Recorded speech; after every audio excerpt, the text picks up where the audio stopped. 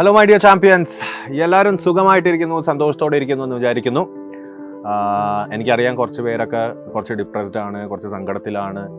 Sir, ഞാൻ വളരെ നന്നായിട്ട് പ്രിപ്പയർ ചെയ്തു, വളരെ നല്ല സ്കോർ, എക്സ്പെക്റ്റഡ് സ്കോറൊക്കെ എത്തി, പക്ഷേ എക്സ്പെക്റ്റഡ് പെർസെൻറ്റേജിൽ കിട്ടിയില്ല, വളരെ വിഷമത്തിലാണ് സാറ്. ഞാൻ ഇന്നലെ തന്നെ കുറേ സ്റ്റുഡൻസിനെ നമ്മുടെ സൈലത്തിൽ തന്നെ ക്യാമ്പസിൽ തന്നെ കണ്ടിരുന്നു.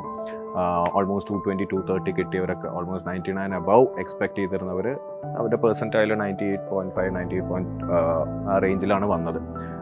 മക്കളെ, എനിക്ക് പറയാനുള്ള ഒരു കാര്യം, നിങ്ങൾ ഓൾറെഡി കുറേ കേട്ട് കാണും, നിങ്ങൾക്ക് അറിയാവുന്നൊരു കാര്യം തന്നെയാണ് ഇത്. ആക്ച്വലി ഞാൻ പറഞ്ഞ വാക്കുകളല്ല. The world is a very mean place. Okay, it will beat you down to your knees. നിങ്ങൾ വിചാരിക്കാത്ത സംഭവങ്ങൾ എന്തായാലും ഈ ലോകത്ത് നടക്കും. നമ്മൾ എക്സ്പെക്ട് ചെയ്യാത്ത കാര്യങ്ങൾ, അൺഎക്സ്പെക്റ്റഡ് ആയിട്ട് ഇഷ്ടം പോലെ കാര്യങ്ങൾ നടക്കും. It's a very mean place. അതായത് നമ്മൾ വിചാരിക്കുന്ന പോലെയൊന്നുമല്ല. It's not just about sunshine and rainbows. അതായത് എല്ലാ നല്ല കാര്യങ്ങൾ മാത്രമല്ല ലോകത്ത് നടക്കുക, അൺഎക്സ്പെക്റ്റഡ് ആയിട്ട് നടക്കുമെന്നൊരു കാര്യം നിങ്ങൾ മനസ്സിലാക്കണം. വേറൊരു കാര്യം എനിക്ക് പറയാനുള്ളത്, it will beat you down to your knees. ലോകം നിങ്ങളെ അടിച്ചമർത്തും, നിങ്ങളുടെ മുട്ടിൽ നിർത്തും. But it is not about how hard you hit back. It is about how much you can take the hit and still come back. അതായത് നിങ്ങൾ എത്ര തിരിച്ചടിക്കുന്നു എന്നതിലല്ല കാര്യം. എത്ര നിങ്ങൾക്ക് കിട്ടി, എത്ര നിങ്ങളെ മുട്ടയിൽ നിർത്തിയാലും അതൊക്കെ തരണം ചെയ്ത് മുന്നോട്ട് പോകാനുള്ള ഒരു ശക്തി നിങ്ങൾക്ക് വേണം. That is how a champion is made. That is how a winner is made. ഇതെൻ്റെ വാക്കുകളല്ല, but it's a very effective. ഈ ഒരു സിറ്റുവേഷനിൽ എനിക്ക് പറയാനുള്ളതാണ്. അതായത് ഇപ്പം നിങ്ങൾ ഈ JEE എക്സാമിനേഷൻ നടന്നപ്പോൾ you understood that expect the unexpected. നിങ്ങൾ വിചാരിക്കാത്ത കാര്യങ്ങളാണ് നടന്നത്. കുറേ പേരെ ശരിക്കും പറഞ്ഞ പോലെ തന്നെ ഈ മുട്ടയിൽ നിർത്തി, അല്ലെ? എന്തോരം ഞാനിപ്പോൾ സിമ്പിളായിട്ട് പറയുകയാണെങ്കിൽ കുറേ നിങ്ങൾ വിചാരിക്കാത്ത കാര്യങ്ങൾ നടന്നു, അല്ലേ? ഇപ്പോൾ ഫോർ എക്സാമ്പിൾ പറയുകയാണെങ്കിൽ, ചില സ്റ്റുഡൻസ് എന്നോട് മെസ്സേജ് ചെയ്ത് പറഞ്ഞിരുന്നു, സർ, ഞാൻ നമ്പർ ഓഫ് ക്വസ്റ്റ്യൻസ് അറ്റംപ്റ്റ് ചെയ്യുന്നത് എൻ്റെ മൈൻഡിൽ ഫിക്സ് ചെയ്തിട്ടാണ് പോയത്. അതായത് നെഗറ്റീവ്സ് ഒഴിവാക്കാനായിട്ട്, നെഗറ്റീവ് മാർക്കിംഗ് ഒഴിവാക്കാനായിട്ട് ഒരു പർട്ടിക്കുലർ ഒരു 160, 150 റേഞ്ചാണ് ഞാൻ മോക്ക് ടെസ്റ്റിൽ അച്ചീവ് ചെയ്തുകൊണ്ടിരുന്നത്. അത് തന്നെ ഹിറ്റ് ചെയ്യാനായിട്ട് ഞാൻ നമ്പർ ഓഫ് ക്വസ്റ്റ്യൻസ് ഫിക്സ് ചെയ്തുകൊണ്ട് പോയി. അപ്പം അങ്ങനെ ഫിക്സ് ചെയ്ത് അങ്ങനെ ഒരു പ്ലാനിൽ പോയവർക്ക് പറ്റിയ എന്താണെന്ന് വെച്ച് കഴിഞ്ഞാൽ, അവർ ഈ 27th ഷിഫ്റ്റിൽ ഈ ഒരു പെർട്ടിക്കുലർ നമ്പർ ഓഫ് ക്വസ്റ്റ്യൻസ് അവർ എഴുതി കഴിഞ്ഞപ്പോൾ ദേ സ്റ്റോപ്പ് റൈറ്റിംഗ്. അവർ പിന്നെ അത് ക്രോസ് ചെക്ക് ചെയ്യാനും അങ്ങനെയാണ് ബാക്കിയുള്ള ടൈം യൂട്ടിലൈസ് ചെയ്തത്. അവരൊരു 5 or 6 ക്വസ്റ്റ്യൻസ് എക്സ്ട്രാ അറ്റംപ്റ്റ് ചെയ്തിരുന്നെങ്കിൽ അവർക്ക് നേരെ കൂടുതൽ മാർക്ക് കിട്ടിയേനെ. ഇപ്പം എന്താ പറ്റിയെന്ന് വെച്ച് കഴിഞ്ഞാൽ, അവർ മനസ്സിൽ ഫിക്സ് ചെയ്തുകൊണ്ട് പോയാൽ എനിക്ക് 160 മാർക്ക് മതി, കൂടുതൽ നെഗറ്റീവ്സ് വേണ്ട. അവർ 160 ഒക്കെ അച്ചീവ് ചെയ്തു, പക്ഷെ അവരുടെ പെർസെൻറ്റേജിൽ നന്നായിട്ട് താഴ്ത്തു പോയി. കാര്യം എന്താണ്? ആ 27th ഷിഫ്റ്റിൽ വളരെ ഈസി പേപ്പർ ആയതുകൊണ്ട് കട്ട് ഓഫ് നന്നായിട്ട് കൂടി. അല്ലേ മക്കളെ? Expect the unexpected. രണ്ടാമത്തെ കാര്യം എന്ന് വെച്ചാൽ, വേറെ കുറേ സ്റ്റുഡൻസ് മെസ്സേജ് ഇട്ട് പറഞ്ഞു, സർ, ഞാൻ ഈ ഇപ്പം കെമിസ്ട്രി പെർസ്പെക്റ്റീവിൽ പറയുകയാണ്, സർ, ഞാൻ ഈ MS ചൗഹാൻ, OP ടാൻഡൻ അതേപോലത്തെ ബുക്സിന് ഇഷ്ടംപോലെ ടഫ് ക്വസ്റ്റ്യൻസ് ചെയ്തിട്ട് അഡ്വാൻസ് ലെവലിൽ പ്രിപ്പയർ ചെയ്തിട്ട് അടിപൊളിയായിട്ട് പ്രിപ്പയർ ചെയ്തിട്ട് നല്ല കോൺഫിഡൻസിലാണ് പോയത്. പക്ഷേ NCERT ക്വസ്റ്റ്യൻസ് വന്നപ്പോൾ, ചില ക്വസ്റ്റ്യൻസ് ഡയറക്റ്റ് ക്വസ്റ്റ്യൻസ് വന്നപ്പോൾ എനിക്ക് ചെയ്യാൻ പറ്റില്ല. അങ്ങനെ എൻ്റെ പെർസെൻറ്റേജിൽ പോയി. Again expect the unexpected. ഈ സ്റ്റുഡൻറ്റ് എന്താ പറഞ്ഞതെന്ന് വെച്ചാൽ, സാർ, ഞാൻ 2019-20 പേപ്പറൊക്കെ നോക്കിയപ്പോൾ JEE മെയിൻസിൻ്റെ ക്വസ്റ്റ്യൻസ് വളരെ ട്രിക്കിയും വളരെ കോംപ്ലിക്കേറ്റഡും ആയിരുന്നു. ശരിയാ, 2019-20 പേപ്പർ നോക്കിയപ്പോൾ അതായിരുന്നു. അപ്പോൾ അവൻ എന്തെന്ന് വെച്ചാൽ NCERT അധികം ഫോക്കസ് ചെയ്യാതെ അഡ്വാൻസ് ലെവൽ പ്രിപ്പറേഷൻ നടത്തി. കറക്റ്റ്, അവന് അഡ്വാൻസിൽ നന്നായിട്ട് മാർക്ക് കിട്ടുമായിരിക്കും, പക്ഷേ മെയിൻസിൽ അവൻ്റെ പെർസെൻറ്റേജിൽ കുറഞ്ഞു പോയി. അഗെയിൻ എക്സ്പെക്ട് ദി അൺഎക്സ്പെക്റ്റഡ്, അല്ലേ? NCERTക്ക് വളരെയധികം പ്രാധാന്യം കൊടുക്കണം എന്നുള്ള കാര്യം നമ്മൾ ഓൾറെഡി പറഞ്ഞിരുന്നു. അപ്പോൾ ഇത് നിങ്ങൾ മനസ്സിൽ വെക്കണം. മൂന്നാമത്തെ ഒരു കേസ് എന്ന് പറഞ്ഞു കഴിഞ്ഞാൽ, ഇത്രയും നാൾ നിങ്ങൾ കേട്ടുകൊണ്ടിരുന്ന ഒരു സംഭവം എന്താണെന്ന് വെച്ച് കഴിഞ്ഞാൽ, chemistry and physics are game changers, അല്ലേ? അതായത് മാത്സിൽ ഇത്രയും ക്വസ്റ്റ്യൻസ്, മാത്സ് എന്തായാലും ഭയങ്കര ഡിഫിക്കൽട്ടായിരിക്കും. മാത്സിൽ ഇത്രയും ക്വസ്റ്റ്യൻസ് അറ്റംപ്റ്റ് ചെയ്താൽ മതി, ഒരു 20-25 മാർക്സ് കിട്ടത്തക്ക രീതിയിൽ അറ്റംപ്റ്റ് ചെയ്താൽ മതി. കെമിസ്ട്രി ഫിസിക്സിലും നന്നായിട്ട് ഫോക്കസ് ചെയ്യാം. ഇപ്പം എന്താ പറ്റിയ, കെമിസ്ട്രിയും ഫിസിക്സും ഭയങ്കര ഈസിയായി. അതായത് ഞാൻ ഇന്നലെ ഒരു നീറ്റ് സ്റ്റുഡൻറ്റിനെ കണ്ടു, നീറ്റ് പ്രിപ്പയർ ചെയ്യുന്ന ഒരു സ്റ്റുഡൻറ്റിനെ കണ്ടു. അവന് കിട്ടുന്ന 94.6. അപ്പം മാത്സിൽ ആകെ ഒറ്റ ക്വസ്റ്റൻ അറ്റംപ്റ്റ് ചെയ്തുള്ളൂ, അതും തെറ്റിന്ന് തോന്നുന്നു. ഒറ്റ ക്വസ്റ്റൻ അറ്റംപ്റ്റ് ചെയ്തുള്ളൂ, പക്ഷെ അവൻ്റെ പെർസെൻറ്റേജിൽ 94.6. എന്താ പറ്റിയ, ഫിസിക്സും കെമിസ്ട്രി അവൻ അടിച്ച് കയറി.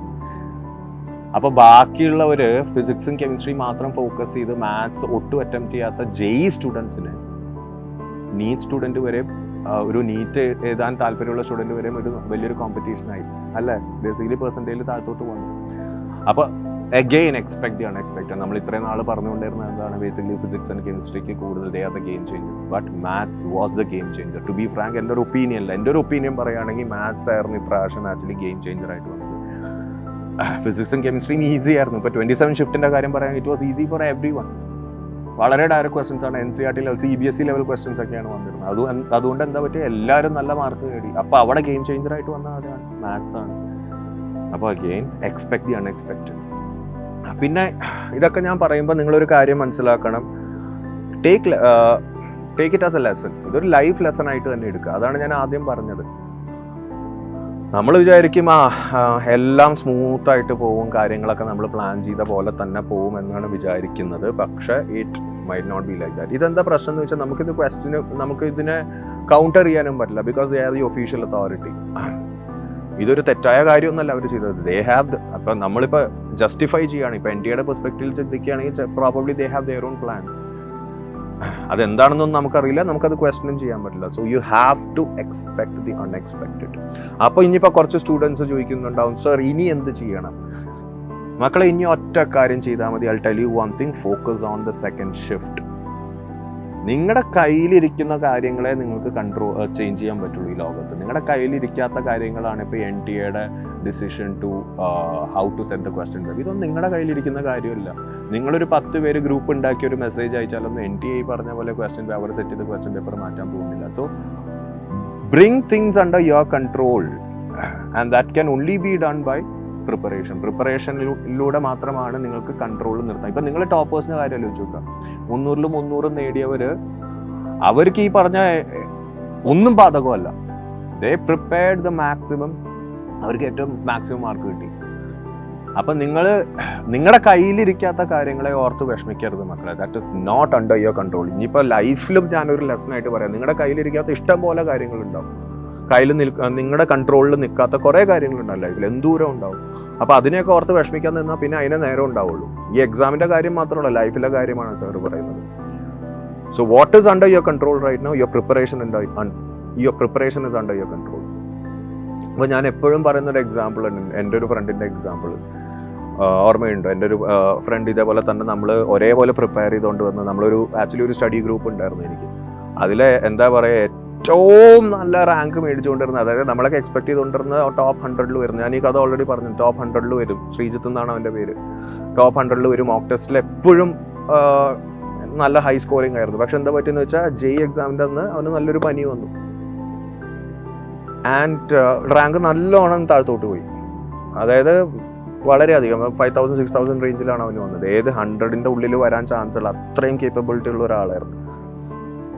പക്ഷെ അവൻ വിട്ടുകൊടുത്തില്ല. അവൻ അടുത്ത കൊല്ലം റിപ്പീറ്റ് ചെയ്തു, ബിറ്റ്സിൽ നിന്ന് പഠിച്ചിട്ട് തന്നെ. എൻ്റെ കോളേജിൽ നിന്ന് എൻ്റെ ഒപ്പം തന്നെ ഇരുന്ന് ബിറ്റ്സിൽ നിന്ന് ഫസ്റ്റ് ഇയർ എൻ്റെ ഒപ്പം ചെയ്തിട്ട് അവൻ അവസാനം ഫസ്റ്റ് ഇയർ ബിറ്റ്സിൽ നിന്ന് റിപ്പീറ്റ് ചെയ്ത് IIT ക്രാക്ക് ചെയ്ത് IIT ഖരഗ്പൂർ പോയി. So basically take lessons from all this. അതേപോലെ തന്നെ നമ്മുടെ സൈലത്തിൽ തന്നെ എക്സാമ്പിൾസ് ഉണ്ട്. ഈ പറഞ്ഞ പോലെ JEE മെയിൻസിന് മാർക്ക് കുറഞ്ഞിട്ട്, ഫസ്റ്റ് ഷിഫ്റ്റിലൊക്കെ മാർക്ക് കുറഞ്ഞിട്ട് സെക്കൻഡ് ഷിഫ്റ്റിൽ വലിയ ചേഞ്ച് വരുത്തി എന്തോരം എക്സാമ്പിൾസ് ഉണ്ട് അല്ലേ? സോ ഇതിൽ നിന്നൊക്കെ ലെസൺസ് ഉൾക്കൊള്ളുക മക്കളെ. Take this.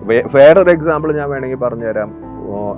എക്സ്പെക്ട് ദി അൺഎക്സ്പെക്റ്റഡിൻ്റെ one of the best examples ഈ കഴിഞ്ഞ ക്രിക്കറ്റ് വേൾഡ് കപ്പ്. നിങ്ങളൊന്ന് ആലോചിച്ച് നോക്കുക, ഇന്ത്യ എന്ത് അടിപൊളിയായിട്ട് കളിച്ചുകൊണ്ട് വന്നത് അല്ലേ? എല്ലാ ഗെയിമും they were hands down the best. ഡോമിനൻസിയുടെ അങ്ങേയറ്റമായിരുന്നു ഫൈനൽ വരെ. പക്ഷേ ഫൈനൽ എന്ത് പറ്റി? പോയി.